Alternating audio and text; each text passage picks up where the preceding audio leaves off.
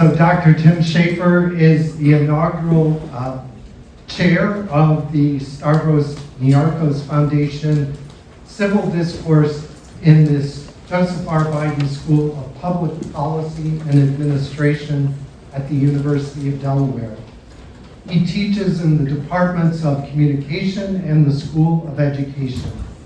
Additionally, he's the SNF Ithaca Initiative Director at the university.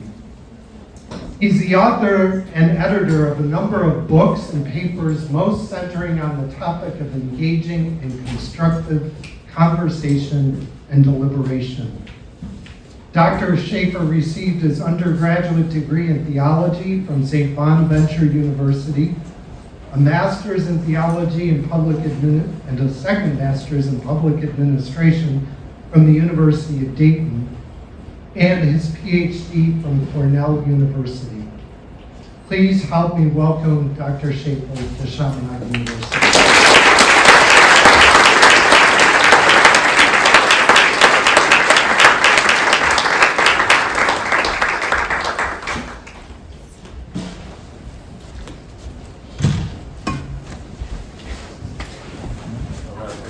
We're going to test this mic. All right, you hear me?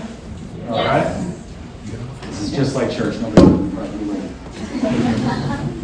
It's great to be here today. Thank you for taking the time out of your day. I'm between you and lunch, which I understand this is your ticket to that. So, but more than that, right? I think we're going to spend some time in some conversation. So I'll be up here a bit, kind of move it around, but there are going to be some moments where hopefully we have some conversation and really get into really the theme of what we're talking about today. So I just want to say thank you to Brother Ed Brank, to the Marianist community, to the university leadership. I've seen President and Provost both and lots of others, and to the Association for Marianist Universities for making this possible.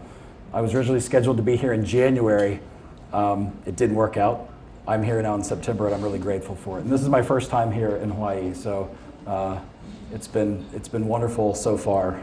I've yet to go to the beach. We're going to figure that out at some point. So if you have some thoughts, I will appreciate where to go other than your beautiful campus. I just want to begin and recognize, I think in many ways, what we're talking about today is not only timely, given, say, a presidential debate yesterday, but also the history of the place where we are. So just to recognize the history of this place, of Hawaii, and its reality of navigating tensions in the past that are still, in many ways, unreconciled. And as we wrestle with these questions, to just acknowledge that history and the territories as the fraught relationship exists in some ways more acutely than others for some people, as we navigate the world in which we live today. So I just want to say thank you for the opportunity to be here. Grateful for your hospitality, recognizing in many ways the gestures and the actions that many people have taken so far and have been so generous and kind with me is legitimate and not just sort of these caricatures that I think sometimes people will think about when we think about a place like where we are right now in Hawaii. So thank you. So let me jump right into it, right? We got an hour, we got to get out of here, you got class, other places to be. What are the issues that are divisive and polarizing to you? So we're going to be loud and raucous for just a second. I want you to think about this. 30 seconds. What are the biggest issues that play out in your lives here or in bigger ways? What are those kind of divisive, polarizing things that play out in your world? So just do a quick hand, kind of yell it. I'm going to repeat it because I'm wearing 13 microphones for this to be recorded for other people. But that's why I'll repeat some of what we're going to say. But what are the things that come to mind first for you when we talk about polarization, partisanship, some of this? Taxes? All right, what else? Narratives, okay. Race. Healthcare equity. I hear there's a strike going on or about to happen with a hospital, yes, right? These are all very real things. So, Politics, yes. There was a debate yesterday. It was an interesting one if you didn't watch it. Automobiles. Housing. Divided country. A divided country behind you. Gender. Gender. Conservatism, liberalism. Tensions between conservative kind of liberal ideologies. Anything else? Oh, isms, yes, the kind of everything else. Reproductive rights. Sexuality. All right, so like nothing real big or serious, right? So this is where we are. And I was joking with some of the merriness earlier of, I'm not very clever with the title of this thing. We need to talk, right? I feel like I've like snuck in the side door of being an academic, that I basically talk about things that everybody kind of knows somewhere, somehow. So today is a little bit of that sort of spirit. But I just want to start here in some ways what I was mentioning a moment ago, right? We are in a place, you are in a place, I'm just visiting for a little while, that is inherently wrestling with these sort of tensions, and it has for a very long time, right? And so as we think about questions today, everything that was just mentioned, and then obviously more, we're gonna have a chance towards the end to then think about what can we do or what should we do in response to these things. Universities can be really good about naming a bunch of problems. We're not always quite as good as figuring out what to do about those things. So hopefully today is gonna be a chance to think about some of these together. All right, so how we're gonna spend our time. I'm going to talk a little bit about this thing called the common good. I'm going to give some context for our political, cultural climate right now. And then I'm going to define this thing of civil discourse, right? You've probably got a varied definition, so we're going to talk a little bit about that. And then particularly what it means and what it looks like at a place like Chaminade. And then finally, I'm going to make some suggestions of maybe how we could think, how we could approach, and maybe have some kind of positive impact in some way. Sound all right? Good. I guess you kind of have to say yes because I've got the slides for it and you're in a chair. So here we go. So I'm going to first start with documentation that I did go to Mass last Sunday. And I've been thinking about this for the last couple weeks. So this is literally a shot that I took on Sunday morning, trying not to look like the guy who was like doing stuff on his phone in a pew. But what struck me, I'm going to give you the Cliff Notes version of this. It was a story about healing, about this man who couldn't hear and he had an impediment of speech. And it changes, right, as we hear in this story. He is transformed and he's able to hear and to speak differently. So I want to start here just by posing a question. What challenges us to hear and to speak authentically and with humility? We don't have to think about some scenario where all of a sudden we've radically changed some physical characteristic, but what is it that holds us back? What are the obstacles? What are the challenges that we've got? Today is going to be a lot of questions. And I think fundamentally that's what we're dealing with. We have lots of questions and hopefully we'll have some responses to some of this. This is a lecture that is happening here, and in recent months I've been at St. Mary's University and at the University of Dayton, the other Maronist universities here in the United States. And so I want to frame some of this just to give some context. When we talk about Catholic institution, the church, these sorts of things, it is inherently in and of itself polarized in the ways that we would talk about polarization more broadly. You can see this data from just a few years ago of how we think about this, how we look at this. You can be part of this, you can not be, that's totally fine, but I think importantly for us to understand some of this context. More recently, views about the Pope, for example, track along these partisan divides. So when we're talking about politics and we're talking about this stuff at a place like Chaminade that is shaped and informed by a set of values and views, it's really important for us to recognize that nothing is untouched by this kind of reality of polarization right now. So let's talk about your spot, Chaminade. Maronist University, right? This is presented by the rector's office. What does it mean to be a Maronist institution? I want to pull out just a few things here. Fundamentally, this idea of community, and you hear this a lot, but we're going to talk about this. How do we think about community? And how do we think about those values, those notions of faith and culture being interconnected?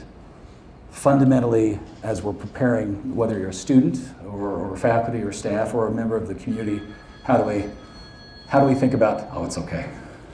But maybe it's a good idea to turn them off. Oh, it's fine. Unless it's really good. Do we need to answer it? Okay.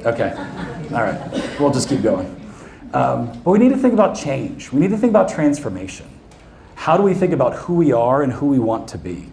And then fundamentally, in this biggest way, how do we think about this in a holistic fashion? And it is something that I have appreciated so much, even just a few days that I've been here, of the intentionality about what we're using, the space that we occupy, the conversations that we have, the words that are behind things that could be easily talked about in some thin way.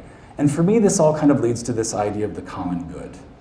This is language that is probably not unfamiliar to you in many ways, but how do we think about the relationship between individuals and community? How are we going to think in a lot of ways as it relates to this idea of being able to engage in discourse with each other? So this is where it's going to start to feel like class for just a second. So I'm going to ask you to turn to the person next to you. We're going to do this for just a minute. It's going to get loud. It's going to be wonderful. I can't whistle, so I'm going to have to figure out how to stop you here in a minute.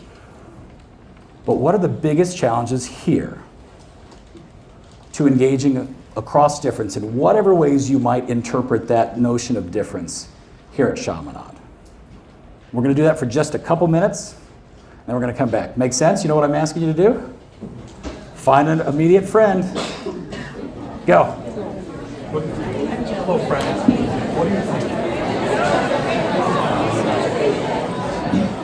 All right. This is beautiful. What'd you talk about? We're not going to be exhaustive here because this is going to use all of our time. But what were some of the things that you feel like, oh, I really want to say that in this big old room? It'd be worth kind of raising. What would it be? Yeah. Religion. Like, if you don't practice the religion or practice here, it's kind of hard to find a community or at least engage in some of the events. Yep. So, and I'm going to shorthand a little bit and just repeat. So religion and the sense of practicing or not, and inclusion or not, that sort of, does that capture what you're saying? Okay, good, great. Yeah. Culture and gender. Culture and Gender and you mentioned generations, right? Yeah. So culture, gender, and like intergenerational dynamics. Yeah. All right. Good. Anything else? Yeah. Yeah, the worry to sometimes offend somebody. Yeah. So the worry about potentially offending people. Yes. All right. I saw a hand over here, and then we're gonna. Yeah. Time. being busy. Yeah, right? Chip chop. I know, that's why I'm trying to get through all these slides and get you out of the room. Yeah. Yeah, so this idea of agreement to disagree, we're actually going to unpack and explore that a little bit here. So I'm going to look back at you in here a little bit, and it's going to be a moment. Okay, yeah. Common good needs common sense. The common good needs common sense. Yes, I appreciate that one. All right, so we got some stuff to think about here, right? And there's plenty more that you were just talking about that I'm going to encourage you to kind of reflect on, especially after we get out of here, kind of the takeaway stuff. So there's this guy. You're at a university named for this person, right? Good old Chaminade. All right. So he has this little phrase. It's kind of attributed to him. It's all these sorts of, there's variations of it, right? But he has this sort of statement, right? For new times, we need new methods. And in some ways, our kind of climate right now is a moment where we have to figure out what we've been doing in the past doesn't necessarily work super well, right? So we've got to figure out some response to this kind of context and climate. So let me zoom real far out here for just a moment. Globally, talking about democracy. This year was the highest, the most number of countries voting democratically, just kind of by coincidence, that's ever occurred, right? So we have this interesting situation. I'm just going to sit down and look at this with you here. Democracies are going down. The autocracies, that red and orange at the top, are increasing. So if we look at these, look at the width of that. So a better way to look at this is in the last 20 years, the number of countries that are democratizing, those that are becoming democracies, in 2003 it was 35 countries. Last year it was 18. When we look at the number of countries that are autocratizing, becoming authoritarian, it's gone from 11 to 42. This is from VDEM, the Varieties of Democracy. This is a research project, thousands of researchers around the world. If you're interested in these sorts of things, every country back to 1789 is part of this project on all sorts of metrics, formal politics, deliberative democracy, all sorts of really fascinating things. The reason I want to raise some of this here is when you look at the world's population living in these countries that are becoming more authoritarian. 2003, it was half. Last year, it was 71. The share of those countries that are living in these countries that are becoming more like this, 7 to 35. Maybe you know some of this, maybe you don't, right? So some context matters. In the United States, we have increasingly more states that are controlled by one political party. And I've lived in both of them. I live in Delaware right now. I used to live in Kansas. Hawaii, right, would fall into some of these sorts of categories. When we have strong parties, a particular party, for example, we don't have these kind of divided, kind of split legislatures, for example, or between the governor and the legislatures. So when we think about our climate, and I'm going to talk over this here, in the middle of the 20th century, we can look at something like Congress. And the thicker the lines mean these folks voted more together. And it's all about connections. And just so watch this. So in the middle of the 20th century, kind of a high point when we had more collaboration, bipartisanship, we would have conservative Democrats and liberal Republicans. It was much more regional. But what starts to happen, and if we can look at this, we have a mix. It's kind of messy. But right around this time, in the early 1990s, we start to see this fragmenting. And what happens is it gets further exacerbated to where we have a few people in Congress kind of in the middle. This is why everybody knows Joe Manchin's name, for example, because there aren't very many of them. And so what's happened over the last number of years, and this is going to stop here in just a second, is we've been moving in this direction in our formal politics. But also importantly, when we think about our own lives, when we think about our classrooms and our communities and our sports venues, these sorts of things, this political polarization is pretty powerful, right? If you're part of the in-group, it feels a certain way. But if you're not, if you are that minority in some fashion, it's going to feel quite differently. And so I want to pose another set of questions. We're not going to talk about this, but I just want you to reflect on this. In 2008, there was a book called The Big Sort. And it looked at every community in the United States using census data and all sorts of other stuff. And what they found, Bill Bishop and a colleague, was that people were moving. They were clustering, as he calls it, into these like-minded groups. So I want you to think about where you're from, where you live now, or where you're from, depending, student or otherwise. Who lives there? Is there a dominant culture, politically, maybe religiously, economically, culturally? Are you part of that? Are you not? So just think about this for just a second. And if you wear glasses, you're going to appreciate this. I'm going to be a little bit like your optometrist for a moment. I'm going to show you two pictures. You know how they're like A, B, and you try to figure out which one is it, and I always get it wrong, so I always have to go back and get my glasses fixed. So I'm going to show you two images from this book. They're dated. So they're from 1976 and 2004, so before and after the sort. So basically, these are all the counties in the continental US. Yes, I recognize that literally the place I'm standing is not on the map. I feel like this is not the first time you've not been on the map. I know, so I'm sorry. I can't do anything about the graphics in a book. But what's important for us to note, and it doesn't matter which party, but basically these were landslide, all the colored, the gray and the black were landslide counties. So it means all of the white counties were considered competitive. And that meant the person who won by less than 20 percentage points. Do you follow politics? Maybe, maybe not. 20 points in an election is huge. Most elections are figured out in really small ways, all right? So I'm going to show you these two images and can go back and forth. Ready? 1976, 2004. 1976, 2004. What do you see? Well, change, right? And again, that piece to me doesn't matter a whole lot. But for us, when we think about how people move and where they live, where they exist, and where they choose to be. I just moved cross country, and this was a set of questions we were thinking about. Where do we want to be? What community? What school do we want kids to go to? These sorts of things. A lot of the topics we were mentioning at the very beginning really highlight this reality. The things that we care about kind of show up here. There's a newer way to look at this. So if you voted in 2020, you are part of this data set. And what they did was look at 180 million voters in the United States, basically doing something very similar to what I just showed you. And again, continental United States, accepted, I guess, for our purposes. What we can see is party affiliation, kind of the dominance, but the important one I want to point to here is exposure. So it's kind of a heat map. So The darker color means that there's higher exposure to those who voted differently than you. Guess of what that place on the right is? Anybody want to? That was super mumbly. Nobody said anything. New York, Manhattan. So that's Manhattan, New York. And what we can see is a very low exposure. And if we were to drill this down in a bunch of ways, we would see something very similar across this country, right? So it's not limited to certain places. There are some spots that obviously have higher exposure for a variety of reasons. Potentially more immigrant communities kind of emerging in some of these spots, for example, in a place that would not kind of align politically with that. So we have this long history of moving this direction of this kind of sorting, the loss of kind of community. And then there's this guy by the name of Robert Putnam. And he wrote an article that becomes this book called Bowling Alone. And I'm going to ask you a question. I'm going to need you to raise your hands. How many of you have ever bowled in your life? How many of you have not bowled in your life? We got to figure this out. All right, you too. We're gonna. Maybe we got plans. We're gonna go to the beach. We're gonna go bowl. How many of you are in a bowling league?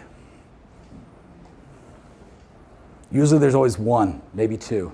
Nobody? So this is basically what Putnam's premise of his book was. People are still bowling. They're still doing their things that they want to do, but they're doing it when they want, on their time, and not necessarily with other folks. And so bowling leagues, since nobody's in bowling leagues, were places for folks who lived in a community or worked at the same factory, and they'd go on Tuesday night to the alley and have a couple pitchers of beer and talk about their family and their kids and life and work and the challenges, all the things we were naming earlier. We're losing a lot of these spaces, and not just bowling alleys. We're seeing this kind of decline across the board in these kind of environments that we would see as being opportunities for people to meet or interact outside of home or outside of work. All right, so we've been moving this way for a long time. And importantly, in all the ways that people identify themselves, 30 values, all sorts of things. Above everything is party. So race, religion, education, age, gender. Party is the strongest way in which people identify. Is anybody surprised by anything I'm saying right now? Or does this feel about right? Or maybe not right, but just maybe more accurate, right? So, what was it? Did somebody say something? No, okay, sorry. You think it's shifting? Yeah. How so? Can you say more? I think there's more people questioning party line. Yeah, so people are questioning kind of this strong party affiliation. We'll get to a little bit more to kind of talk about this, so that might be helpful to come back to it in a moment. So let's talk about why I'm here though. So that's our context. Civil discourse. What is civil discourse? I'm going to give you a couple definitions from a couple books that I think are helpful and reasonably descriptive here. So the first one comes from this book called A Crisis of Civility. It was just published a few years ago. And the definitions, the guy who wrote this chapter is a philosopher. And he has these two categories of civility as politeness and civility as responsiveness. So civility as politeness is one of the ways that we often think about civility. And we're doing it right now. How are you all being civil? You're not interrupting me, right? Basically, right? You're playing the roles, all these sorts of things. This is really helpful in a lot of spaces and contexts. But this idea of civility as responsiveness, this deeper sense of obligation, as was mentioned back a moment ago around the common good and the common sense, right? This idea of how do we think about obligations to other people, to where we have those tensions. This is my moment. I'm going to come visit you again. What did you say earlier? You forget? Yeah, we agree. Let's agree to disagree, right? We hear that phrase all the time. This idea of civility as responsiveness really points out the civility of politeness is very much that. That's one way to define this. But I want to encourage you to think about civility as he talks about it. We can agree to disagree. More importantly, though, disagreement's no reason to stop talking to each other. We have to figure out how to work through this, all right? So here's two categories, politeness, responsiveness. Very similar, this book called Beyond Civility talks about weak civility, strong civility, and pseudo-civility. Weak civility is that civility is politeness, right? It's the following the rules, it's the manners. But importantly, and this is why I put this up here too, strong civility includes things like deliberation and deep listening and dialogue, but it also includes some other concepts that we don't necessarily think about as being part of civility. Confrontation, protest, disobedience. If there's not a lot you take away from today, one of the things I do want you to take away is that civil discourse isn't simply being nice to each other and sitting together and figuring out how to not yell. It has to be more than that. And sometimes it means that we're going to be loud, we're going to occupy space, we're going to challenge and confront each other. So this idea of pseudo-civility then is when we use those rules to silence people. And we see this all the time in city commission meetings and others when somebody can use kind of a policing process to silence or shut down challenging voices. And I want you to think about that. We all experience this in different ways or we observe it. So for us, civil discourse is understood kind of in these ways. But what does it mean here? What does it mean in a place like Chaminade or really any other kind of college university setting? Miles Horton, the founder of a place called the Highlander Folk School, now the Highlander Education and Resource Center in Tennessee, helped the civil rights movement, educated people to where they could read and be able to pass some of these exams that were prohibiting them from voting. He talks about education in this way, right? If we want to talk about democracy, it has to embody this thing, right? We can't simply talk about the concept. We have to practice it. And so when we're talking about civil discourse here, a lot of the work that I do is wrapped up in this idea of deliberative pedagogy. And a lot of others do this as well. And you might experience this even without this language or name. But we need to think about how do we construct spaces to where we can consider multiple perspectives, viewpoints, the tensions and trade-offs that allow us to make some progress. And this is cutting across disciplines. It's not only in classrooms, if you're in co-curricular space, student life, for example, wherever else it might be. But it's fundamentally, this third point, it's about making space. It's about creating some conditions for us to think about truly this kind of productive dialogue that can be transformative. Back to that kind of principle when we think about Marianist education, this idea of transformative leadership is really essential. And for us, one of the challenges is we are so default set to thinking about any sort of discussion as a debate. We saw it last night. Presidential debates really aren't debates fundamentally. They're something else, more performative in lots of respects. If you're a comm scholar or a student in here, like you understand this, I'm not going to belabor this point. But something I really want to have you think about a little bit is so much of this is about dialogue. How much, and not just in our classrooms, but in so many spaces, how often are we set on this idea of winning, right? It's about not hearing what others are saying, but it's more about waiting for the moment to say what I'm going to say, right? Kind of queuing up. And so when we're thinking about dialogue and discourse, especially at a place like Chaminade, it's really important for us to be inclusive of this more kind of dialogic approach, which can be tough, right? Because it makes us vulnerable, it pushes us in ways that we're maybe not accustomed to or would prefer to be, right? I'm doing some of this right now. My day job is a professor, right? So I get to walk around and ask people all sorts of stuff. So thanks for letting me do that. But sometimes that's uncomfortable, right? It's tough when somebody says, "Tell me a thing," and you're like, "Oh my gosh, I don't want to say," right? And so we need to think about this in a dialogic sort of way. So what are some of the practices? What are some of the resources that you can take away, or you can think about integrating here? There are a lot of approaches, and there's a few resources I'm going to highlight here that I think it will be helpful to kind of just name for a moment. There's an organization called the National Coalition for Dialogue and Deliberation, NCDD. And if you were to go to their website and this backslash streams, they have this resource that's all about the different ways we can talk, or that we should talk. So there are moments when we have to begin a conversation. We need to explore an issue for the first time. We maybe don't know each other, we maybe don't know the issue very well, but we need to start. That's really different than a moment when we might think about conflict.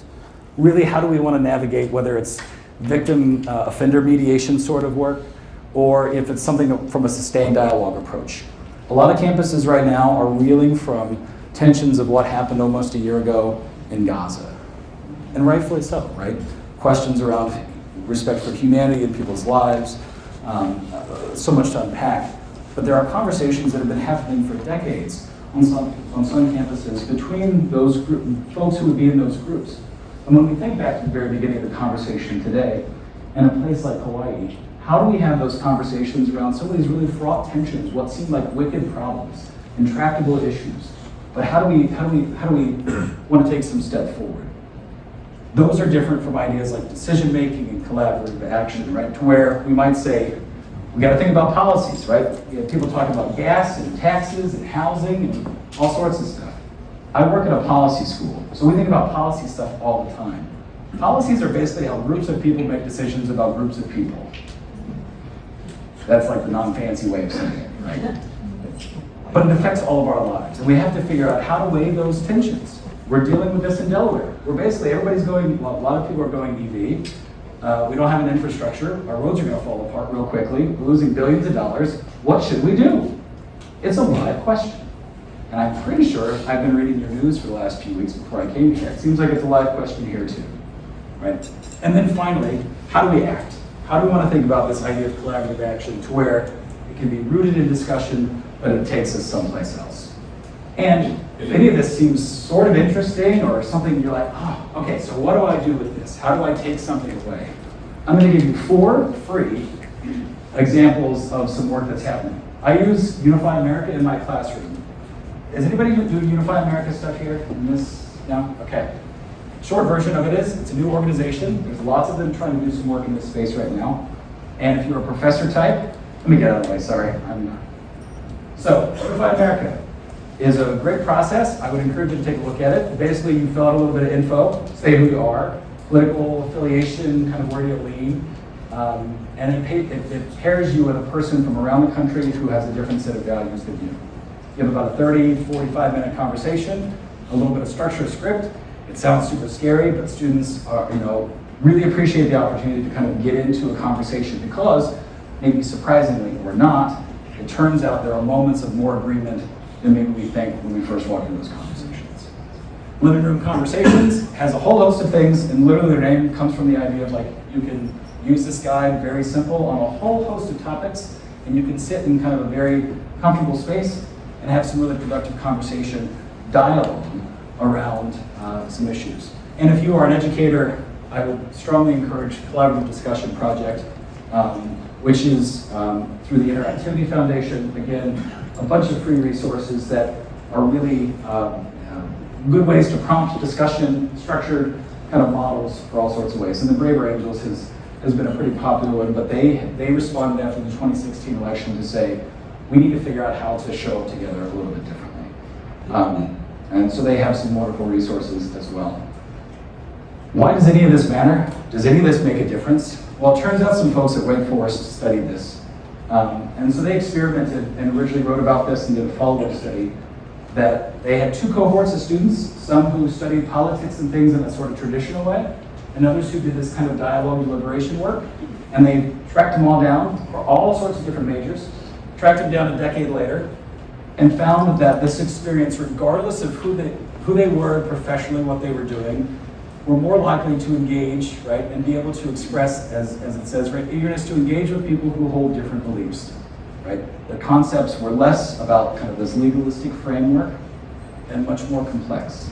So when we're thinking about why might a place like Chaminade take some of this seriously and think about embedding this into our classes, into our co-curricular programming, our experiences, what we see from some of these studies really highlight why this matters. So, what should we do? I've just said a bunch of stuff that maybe isn't surprising to you at all. It's a lot of the headline sort of stuff that feels a certain way. I want to make 5 suggestions for some thoughts that might be helpful here to think about and maybe to take some things away. So, let me start with the first one. Polarization actually isn't necessarily bad. There's something else called affective polarization that's the more problematic thing. So, polarization, it's been going up, but affective polarization, it's a fancy way of saying something else. Anybody know what affective polarization means? Yeah. You're mad about your polarizations? Yeah, well, yes, because you're really mad about something. So it's not just like, oh, I disagree with you on marginal tax rates, right? It should be 28%. You say, no, it should be 21 or whatever else. That's the difference. Affective polarization is like, I hate you and you should not exist. or your group of people, I really do. I'm actually a nice guy. Okay, but, yeah, no. But affective polarization truly is the thing that we're experiencing. This is where I start to meander around a little bit. Affective polarization truly is this sense of not just disagreement, but hatred, right? And we see and hear this and experience it. And it's really problematic, and it's been going up.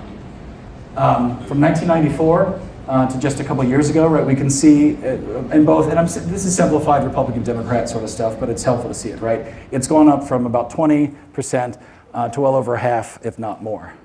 And so what does this mean, kind of practically? Peter Coleman at Columbia wrote this book just a few years ago talking about this, that we have these feelings and perceptions that affect who we're dating, who we're hiring, who we're marrying, who we're spending time with. And it's potentially way off. As it says, right, people imagine that almost twice as many people on the other side of the political fence hold more extreme views than they actually do. So if we walk around having this affective polarization sort of stuff going on, and then I also think not only do we disagree, but it's really, really intense, right? That's a problem. This gets exacerbated by what do we consume? Information, news, social media, kind of everything else. And I'm gonna ask you, I don't want you to answer this, but I want you to think about it. If you paid attention to the presidential debate that happened yesterday, and if you watched it, I want you to think about this, for example. Did you indiscriminately turn the TV on and just hope that it was gonna turn on to the channel you were gonna watch? Or did you consciously make a choice of which channel you were gonna watch? Was it Fox or MSNBC or ABC who actually broadcast it? Or what other source? What are the things that reinforce our sets of views? And it can be really subtle, right? The language sort of factors come into play here. And this means on all sorts of issues, how we kind of blindly follow the party line that we might think exists. Liliana Mason, a colleague, wrote an article. I love that. This is the title of her article. We're ideologues without issues. It actually doesn't matter about our partisan or about our marginal tax rate difference. You're that team and I'm this team. So we fall into these really easy traps. So second, we gotta listen. Frankly, because we don't know everything, right? I mean, we are at literally a place, the whole job here is to have knowledge production and dissemination, learning. And so I want you to think about how do we approach these issues through this lens of curiosity and empathy, right? How do we legitimately, like, if we don't understand something, how do we come to understand it better? How do we listen to understand? What is somebody saying? Which is different than just simply listening to somebody else talk or waiting kind of your turn, as I said earlier. And the fancy word or fancy phrase here, this idea of intellectual humility. There are a lot of really smart people in this room. Right? You have knowledge and experience, maybe formal and informal, experiential, but we don't know everything. So how do we approach conversations with some knowledge of that? But importantly, this isn't just about blah talking to each other. You care about stuff, right? You have positions on things. So how does that show up? How do we think about having what I'm referring to as principled advocacy, right? You're bringing passion and commitment into those conversations with a recognition that some perspective might be said that is going to make you pause for at least a moment and think about it maybe differently. Monica Guzman wrote a book with this same title, but she frames it this way, encouraging people to say, oh, I never thought of it that way. It doesn't necessarily mean you change your mind. You might say something, I'm like, oh, that's interesting. I still totally disagree. But how do we do that? And that's tough, right? Because we're people pleasers, especially if you're from the United States, right? We're all like smiling, say it's fine, right? It's kind of amazing. I have some colleagues internationally who are like, you're never being authentic. I used to live in Kansas and we called it Kansas nice. Everybody's smiling, you'd be good in this room. The moment you'd walk out in the hall, you'd really say the thing you should have probably said in the room. Nobody did. And that was a problem. All right? So, again, for you, what can you do about this? Think about where you have some influence. If you're an administrator, I'm going to look at some of you for a moment, right? Some of you have more agency than others, correct? Provost. But everybody has some degree of influence. Whether you live on a floor in one of the residence halls, you're in a student group, wherever it might be. I'm a professor, so I have a degree of influence in the classrooms and some of the community work that I do. But I want you to think about the spaces here on this campus. How could we maybe think about changing some of the rooms, maybe even a room like this? Not to be like this, not some guy in the front, some sage on the stage talking with a clicker for about an hour and then you leave. But what would it look like if this room was set up, today, let's do a thought experiment. What would it look like if we had a bunch of little, like, groups of 10 chairs, and we did a very different sort of conversation? What could have come out of that? And I'm not saying this is bad, but how can we create conditions for some of this? In your library, in your administrative building, also where and sorry, I saw some people there, I was trying not to take pictures of people's faces, but if you're like, who's this guy taking pictures in this room, this is why. How can we use the spaces we've already got? You don't need to go do something else. But where do you have influence? Where do you have impact? Whether it's here, and for a lot of people, you're also going home, right? So it's not only this campus, but it's home for you, whatever that might mean or what that might look like. And you have agency. There's nothing that says you can't begin to foster some conversations with family, with neighbors, others. And so related to this, I want you to think about third spaces. Third spaces, what are third spaces? That means there's also first and second spaces, but what are third spaces? Anybody know this concept? Yeah. You're a professor, aren't you? Talking liminal spaces back here. Like places where borders meet or boundaries meet. Yes. There's something, there's difference there. Yes. It's allowed and it's made for difference, so like a border. Yes, yes. So this idea of different spaces happening. Yes, but there's more to this too. First and second spaces. Anybody have hunches? Anybody like sociology, these sorts of people? Yeah? You want to take a hunch? No? Yes. I kind of said it earlier, right? Home, work. Home is first place. Work is second place. Third spaces are all the other places. So think about third spaces. There's a great old book called The Great Good Place. It's in subtitle, Cafes, Coffee Shops, Bookstores, Bars, Hair Salons. Think about the places where you get the goods, right? I grew up in small town Southern Ohio. My dad, when he retired, and before he retired, he and all the other old guys used to go to McDonald's at like 5 or whatever time in the morning, and they all knew all the news before the paper came. It was amazing. Like, I don't know how he had this direct line to like the news of the community. And when he died, the folks at McDonald's came to his wake, and they're like, we knew something was wrong because he didn't come. I didn't mean to get emotional there, but when we think about the importance of place, it's about where do we have conversations with people that matter. And it also, to bring some levity here, I have 4 kids. I'm not hanging out with them right now, thanks to my wife for making life possible for me to come to Hawaii. Last night was shuttle to soccer practice. Today is baseball. There are a lot of these sorts of spaces where we show up that importantly, we're not talking politics. So I would encourage you, and I try to practice this. I have a lot of pool parties with one of our neighbors, and I totally disagree with almost everything he says. And a lot of the other people too. And I don't just go for the hot dogs and the beers either, right? There's a part of relationship that is, as Robert Talisse, a philosopher at Vanderbilt, wrote a book a few years ago, basically saying we're overdoing democracy. We're turning everything into partisan politics. And sometimes we just need to show up, whether it's the McDonald's, it's the hair salon, right? Depending on who you are, those are the places you get all the news, right? You get the gossip. Or also, not just superficial, the substance. So I really want you to think about where are those third spaces? Not just home, not just work, but where else do you go? And if you're struggling with that sense of like, where else do I show up? I would encourage you to think about that. And one of the most important and vital resources in democratic life are public libraries. Great venues for these sorts of conversations. Because just about everywhere else you have to pay or buy something. So when we think about partners, if any of this is like, oh, I really want to do something in this space, libraries are some of the best people to collaborate with. Because they've got rooms, they've got resources, and they're kind of a known actor in lots of communities. And the last thing I want to say here is around bonding and bridging. I mentioned that guy, Robert Putnam. He kind of coins this phrase called social capital. Capital, similar in a way that we think about money. But he has these categories of bonding and bridging. Bonding is with those folks who are more like us, right? We have these strong ties, we have this sense of thick trust, right? These kind of connections, it's very inward looking. And if you're part of groups or clubs or communities, whatever it might be, that's best kind of understood over here. But importantly, there's a lot of these little nodes, right? But they have to connect in some fashion, or maybe in some aspirational way they could.